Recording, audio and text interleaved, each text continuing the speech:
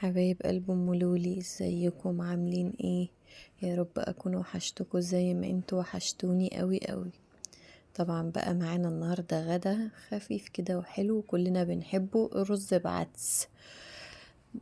طبعا بقى مش عايزاكم تنسوا اللايك والشير عشان الصفحة تكبر بيكم كمان وكمان، وما ننساش اهم تعليق اللي انا بحبه، ان احنا نصلي على النبي عليه افضل الصلاة والسلام. هنا بقى بنحط الرز على العدس، وعشان نقلبه ونشوف الكمية بتاعتنا، وبنشوف بقى احنا محتاجين قد ايه، بنشوف عايزين نزود رز اكتر او عدس اكتر، بس انا طبعا بحب العدس يعني يكون كتير في الرز. هنا بقى زودنا العدس، حسيت ان العدس قليل. طبعا كلنا عارفين ان الاكلة دي بنحبها كلنا، وكل البيوت المصرية بتحبها. أكلة خفيفة واقتصادية وحلوة في نفس الوقت، بيتعمل جنبها بقى كذا حاجة يعني. هنا بقى بنحط حتة زبدة، وهنحط شوية زيت عشان نفلفل الرز. وطبعا يعني هعمل تركاية كده، هحط مع الزيت والزبدة مكعب ماجي عشان يدي طعم حلو للرز. طبعا هو ممكن يتحط له بصلاية كده تتشوح مع حتة الزبدة، بس في ناس في البيت ما بتحبش يعني البصل في الأكل وكده. فطبعا هنا بنسيح الزبدة مع الزيت، وهنقوم بقى حاطين مكعب الماجي عشان يدوب مع الزيت او والزبدة قبل ما نحط الرز، عشان ما يبقاش مكلكع في الرز. بيدي طعم خطير جدا، بيخلي فعلا الرز في حتة تانية. وهنعمل بقى جنب الرز ابو عدس بتاعنا، هنعمل طماطم بالثوم تبقى جميلة قوي قوي. وطبعا لو حابين طبق سلطة، بس انا النهاردة يعني هعمل طبق طماطم بالثوم كده. ده طبعا مكعب الماجي بتاعنا، فبحاول ان انا يعني عشان ما يبقاش ينزل قطعة واحدة، لان نوع الماجي ده ناشف شوية، فبحاول ان انا افتفته عشان يعني يبقى عامل زي الفورية. بس والنهارده بقى غدانا خفيف وحلو كده. طبعا ما تنسونيش بالتعليق الجميل، وما ننساش ندعي لاخواتنا في فلسطين وفي سوريا واخواتنا في السودان، وربنا يسترها عليهم يا رب، هم وكل اللي زيهم، ويسترها على أمة محمد كلها، واخواتنا المسيحيين يسترها علينا كلنا. ربنا بيسترها على الناس كلها، مسلمين مسيحيين كلنا اخوات في الله. وكلنا لينا رب واحد اكيد، يعني ما بتفرقش مسلم من مسيحي، كلنا اخوات وكلنا حبايب. هنا بقى حطينا الرز على الزبدة والزيت والماجي اللي عملناهم، وهنبدأ بقى ان احنا نشوح فيه عشان الرز يبقى مفلفل كده. وطبعا بقى بغليله مية عشان ما بحبش ان انا اسقي مية من الحنفية كده، يعني بحب ان انا اكون عاملة مية في الكتل، عشان الرز لما بيتسقي بمية مغلية بيكون احسن بكتير من المية اللي هي الساقعة بتاعت الحنفية. المية المغلية بتخلي الرز مفلفل وما بيعجنش يعني. هو طبعا يعني احنا ما بنحبش ان احنا نزود مية كتير للرز، لان برضه حتى لو حطينا مية مغلية، فلو زودنا برضه الرز بيعجن، فاهمين؟ فهنا بقى بشوحه وبفلفله، صدقوني تاكلوا منه ما تشبعوش. طبعا بقى ايه زي ما انتوا شايفين انا سايباه على النار شوية، وهنا بقى نحط له شوية ملح بس مش هنكتر عشان الماجي اللي احنا حاطينه، عشان ما يبقاش حادق يعني. وبرضو مستمرين في فلفلة الرز بتاعنا الجميل. بصوا ريحته بقى كانت طالعة، مش قادرة اقول لكم ريحته كانت عاملة ازاي. ولو كنا حطينا بصلة يا سلام يا سلام، كان هيبقى احلى واحلى. لو وصلتوا لحد هنا ما تنسوش تقولولي عاش عليكي يا ام لولي، عشان اعرف ان انتوا وصلتوا معايا بالفيديو لحد هنا. هنا لسه مستمرين في التقليب بتاع الرز.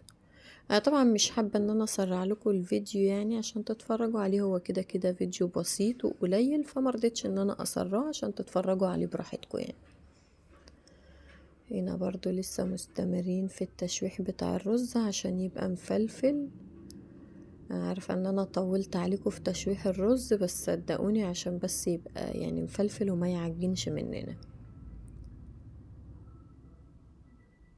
هنا بقى نحط المية المغلية بتاعتنا، وبرضو ايه مش هنكتر. وعندي تركية كده بعملها في الرز ابو عدس، استنوا شوفوه معانا لغاية لما ينشف وانتوا هتشوفوا التركية اللي انا بعملها في الرز برضو ايه، يعني هي حاجة بسيطة بس بتخلي برضو طعم الرز جميل قوي قوي يعني. استنوا معانا وشوفوا الرز لما ينشف وانتوا تشوفوها برضو، دي بصوا يعني بتخلي الرز برضو حلو. هنا طبعا بنزل بقى اللي هي الرز والعدس اللي بيبقى على الحلة من فوق عشان كله يستوي. يعني مرضتش ان انا اكتر لها في المية، هنزود مثلا شوية صغيرين بس، يا دوبك الرز اتغطى بالمية وخلاص، يعني مش حتى مش زودنا مية كالعادة اللي هو الرز العادي، فاهمين؟ عشان بس ما يعجنش مننا.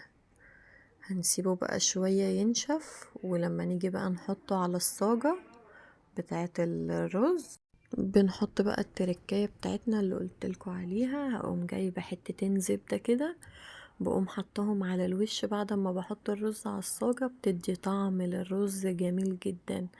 انا عارفة ان احنا كده كده مفلفلينه بزيت وزبدة، بس الحركة دي بقى بتدي ريحة وطعم للرز ابو عدس، بتوديه في حتة تانية. هنقوم بقى موزعين عشان ايه الزبدة تنزل على الرز كله، بنوزعه على الرز كله، بتعمل ريحة للرز فظيعة. وهنا بقى هننتقل للخطوة التانية، نعمل الطماطم والموتون بتاعتنا. هنا معنا الطماطم وليمون، ومعنا التوم بتاعنا بنحطه في الفريزر، احنا بنعمله في البيت. هنا قطعنا الطماطم، نحط بقى شوية توم صغيرين مش كتير، حاجة بس تدي طعم، ونعصر الليمون بتاعنا، وبعديها هنحط شوية بقدونس. قطعت حتتين بقدونس كده عشان برضو البقدونس بيديها طعم حلو. هنا بس هنعصر الليمون الاول، صدقوني كان طعمها جميل جدا جنب الرز ده ابو عدس، كانت فظيعة.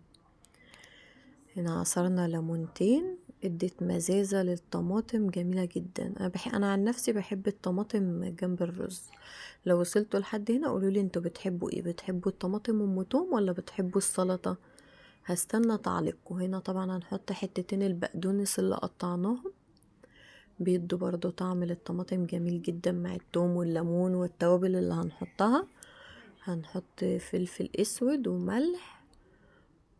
هنا طبعا بنحط الملح بتاعنا برضو، ما كترناش عشان ما تبقاش حادقة، ما بحبش الاكل حادق قوي يعني.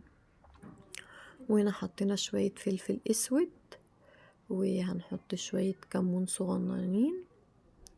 صدقوني كانت هي بسيطة وأكلة بسيطة، بس كان طعمها حلو جدا والله يا جماعة، ومشبعة، وأطفالنا كلنا بتحبها، وكبار وصغيرين كلنا بنحب الأكلة دي، جميلة جدا.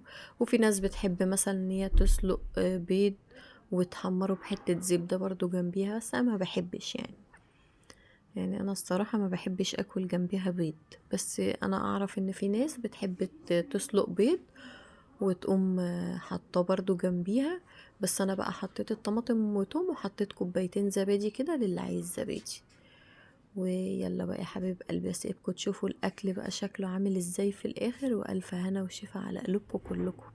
وباي باي يا حبايب قلبي، واستنى رايكم الجميل.